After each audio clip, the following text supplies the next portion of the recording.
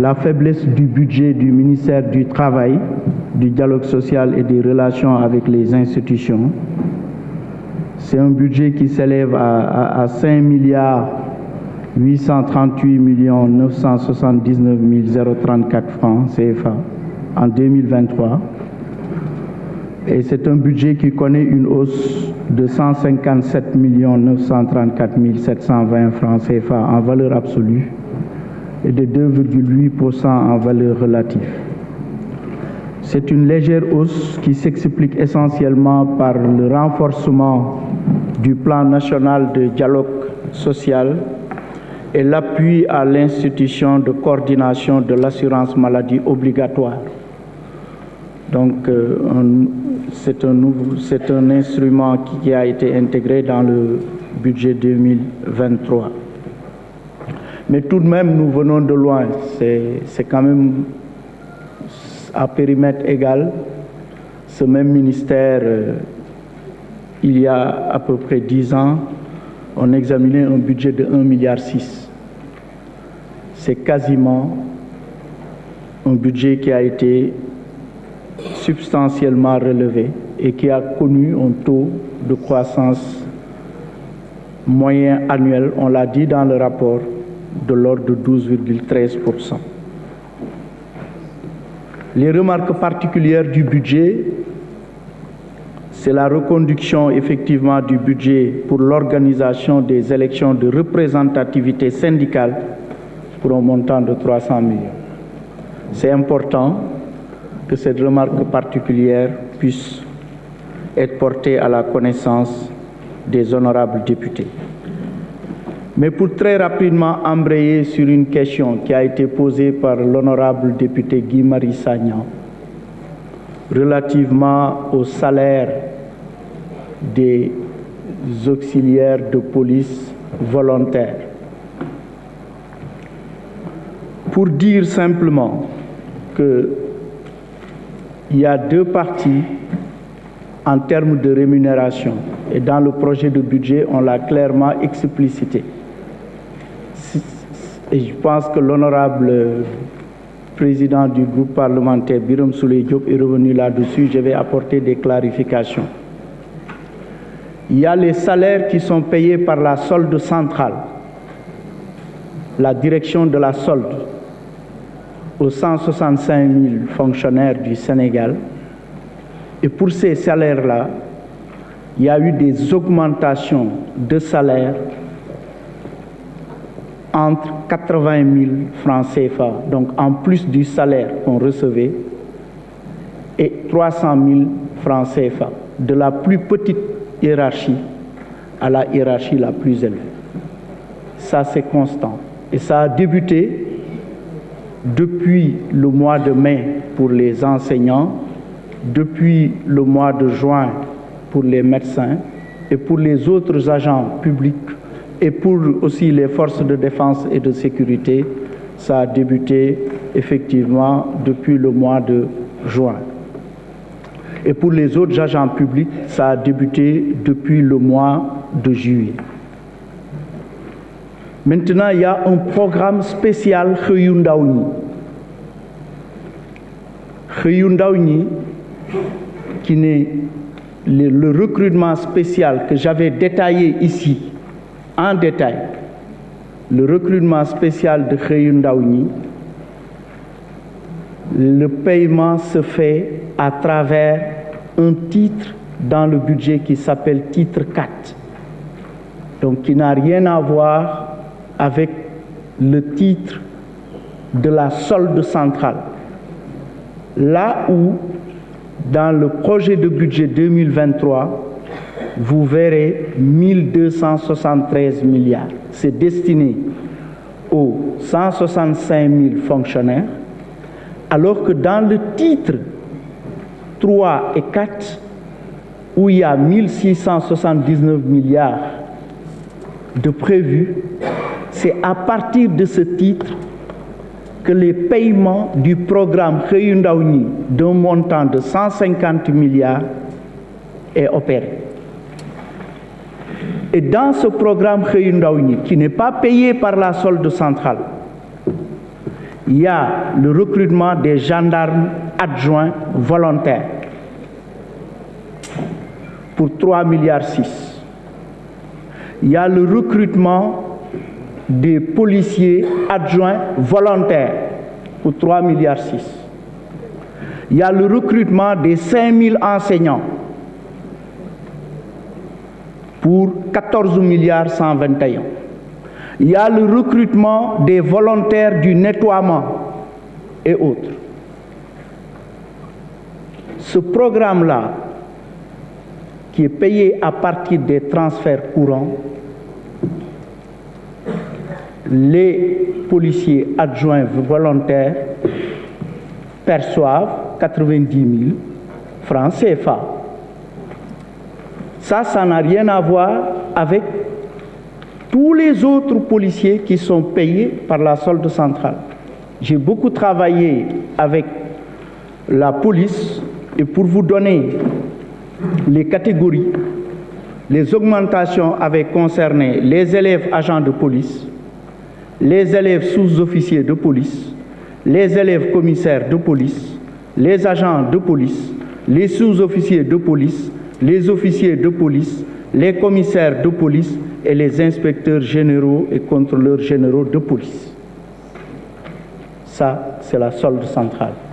Et le programme Xëyu Ndaw ñi prend en compte effectivement, à partir du titre 4, les transferts courants, le paiement du recrutement spécial.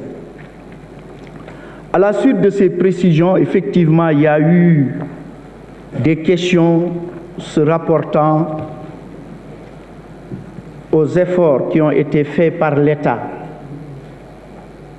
en matière de sécurité sociale des fonctionnaires et de sécurité même sociale dans le secteur privé. Je ne reviendrai pas sur les revalorisations salariales, mon collègue a abordé ça longuement, mais je voudrais revenir tout d'abord sur la question qui a été relativement agitée, la sécurité sociale des fonctionnaires.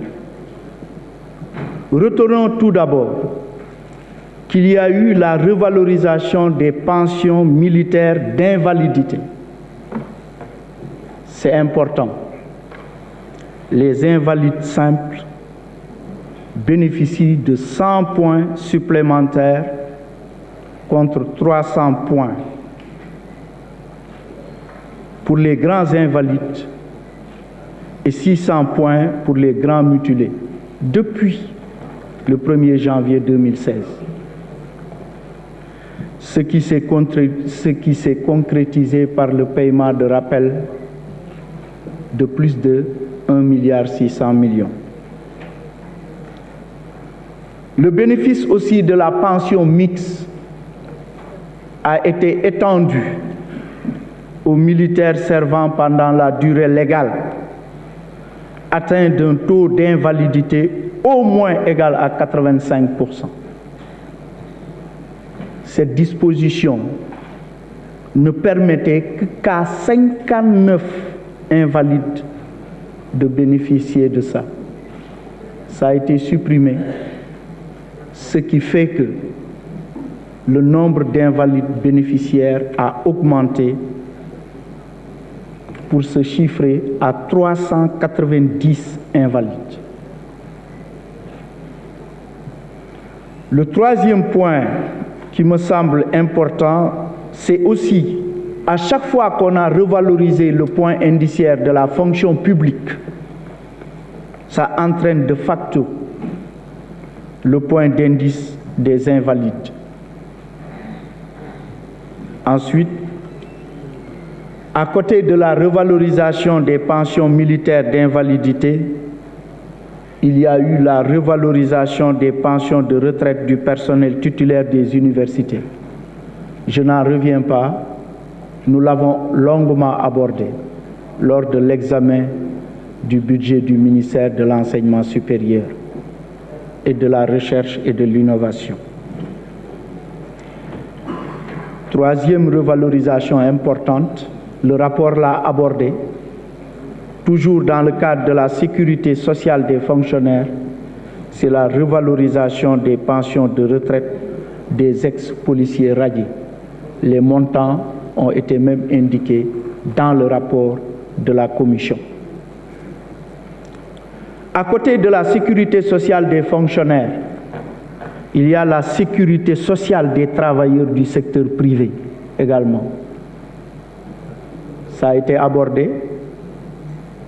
Ça s'est traduit par une revalorisation des pensions par le biais des relèvements successifs de la valeur du point du régime général et au régime complémentaire de retraite des cadres. Je vous donne l'évolution. C'est passé de 10% en 2012. On a augmenté cela de 10%, 5% en 2014, 5% en 2015, 5% en 2016, 10% en 2017 et 5% en 2018. Ce sont les relèvements successifs qui ont été opérés quant à la revalorisation des pensions. Deuxième acquis majeur, c'est l'instauration d'une pension minimale mensuelle d'un montant de 35 000 francs CFA au profit de plus de 29 000 pensionnés de droit direct. C'est important, c'est toujours dans le cadre de la sécurité sociale des travailleurs du secteur privé. Troisième mesure, non moins importante, c'est le relèvement du délai de stage à 120 mois au lieu d'1 an. Ça a effectivement des conséquences sur les contrats. Et dernier élément qui mérite d'être porté à l'attention du Parlement, c'est le relèvement des plafonds de salaire soumis à cotisation par, d'une part, un mécanisme de rattrapage pour atteindre 40% des plafonds en vigueur et d'autre part, par leur indexation continue sur l'évolution annuelle mensuelle des salaires. Voilà, en termes de sécurité sociale, quelques acquis importants, tant au niveau des fonctionnaires qu'au niveau du secteur privé. Il a été aussi question, effectivement, des salaires qui sont payés aux agences et autres structures. Où est-ce que ça transparaît dans le budget? Les salaires des agences à participation publique majoritaire reçoivent effectivement des ressources sous forme de transfert et leurs budgets sont votés par leurs organes délibérants, les conseils d'administration, les conseils de surveillance et autres. Mais c'est toujours validé par la tutelle technique et approuvé par le ministère des Finances et du Budget. Pourquoi je disais que le projet de budget 2023 était un projet de budget de solution et social? C'est effectivement parce que la masse salariale payée par la solde centrale d'un montant de 1 273 milliards rapportée aux recettes fiscales se situe à 36,5%, donc légèrement au-dessus de la norme de 35% du plafond communautaire.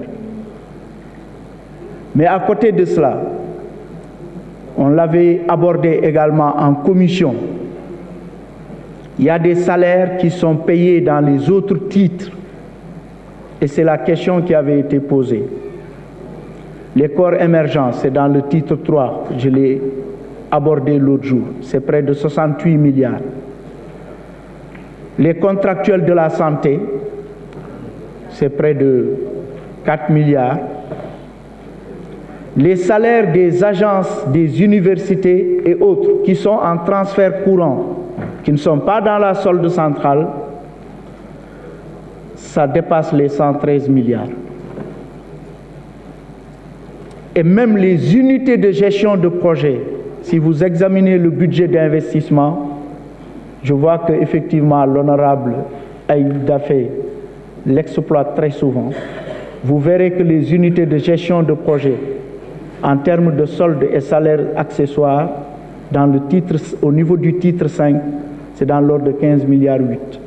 C'est pour répondre à l'honorable Birame Souleye Diop, que l'ensemble de ces rémunérations calculées dépasse les 45% de nos recettes fiscales. Si on prend les 1273 milliards et on prend tous les autres salaires qui sont payés dans les autres titres, on verra que quasiment plus de 45% des recettes fiscales de l'État sont affectées à la rémunération du personnel. C'est pourquoi l'autre jour, je disais que le taux de dépendance économique au Sénégal étant de 5 à 7, on voit bien qu'en lieu et place d'un faible pourcentage du budget consacré, c'est quasiment tout le budget de l'État qui est destiné aux populations sénégalaises. Les retenues d'impôts, ça a été également posé comme question. En 2021, c'est 48 milliards 200 millions au niveau des salaires, de la solde centrale toujours. En 2022, c'est 40 milliards 400 millions. La moyenne mensuelle tourne autour de 4 milliards 04 millions. En fait, nous respectons les accords qui sont conclus avec les syndicats et pour les syndicats d'enseignants, effectivement, l'indemnité spéciale complémentaire n'est pas assujettie à l'impôt et aussi l'indemnité de logement est payée net d'impôt. Donc, ce qui fait que si vous regardez la retenue effectivement d'impôt dans le salaire, ça connaît une tendance baissière du fait du respect des engagements souscrits par l'État avec les syndicats d'enseignants, de santé et autres. Sur quelques commentaires qui avaient été faits sur la baisse effectivement du budget de certaines lignes, c'est des questions techniques. Je me propose à l'honorable Aïb Dafé qui l'a posé de pouvoir lui communiquer une réponse écrite pour donner les explications nécessaires. Là où il y a une hausse de 157 millions, par exemple, de 26 900 000 pour le programme gouvernance du marché du travail, là où on a effectivement certaines baisses, qu'on puisse donner les explications un peu techniques sur 2 pages. Je vous ferai une réponse écrite dans ce cadre-là.